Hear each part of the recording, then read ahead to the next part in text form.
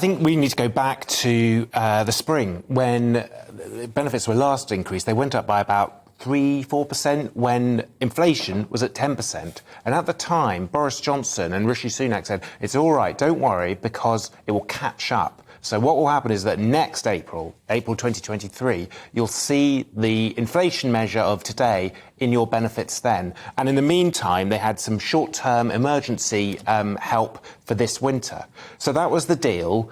Benefits not going up with line with inflation at the moment, but that money was to come.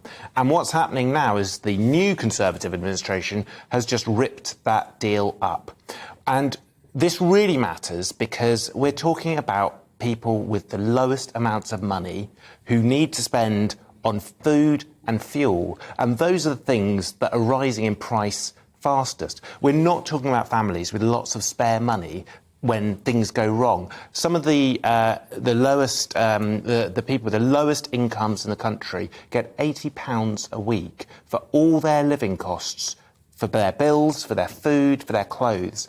To say to them, we've got all those prices massively increasing, but you can't have any extra money to reflect that. And those people, it's just not fair. Those people that you're quoting are on that kind of income range. What are those people? Are they people that are in work? Are they purely just on benefits? What's the profile of those people? Yeah. So universal credit, the new benefit, basically goes to both families in work and those who aren't working. So it's topping up low pay when people aren't working that many hours a week, but it's also people who usually for good reasons aren't able to work.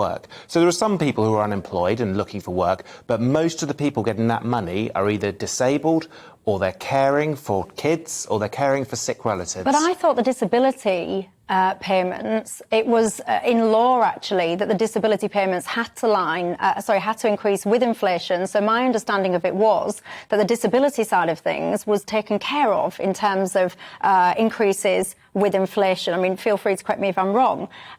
So I thought the disability side of this was almost separate. So we're more talking about the broader, the universal credit pool, excluding the disability side. So lots of people who are disabled, they get this main benefit, universal credit, and that's the one that there's no protection of whatsoever. It's also been not rising in line with inflation or wages for years and years and years. So it's been getting lower and lower in terms of how much money you can use on it. And we've reached breaking point. And that's why we have food banks. That's why we have so many people who, even though they're getting the benefits they're entitled to, cannot make ends meet. And this will just go from bad to worse.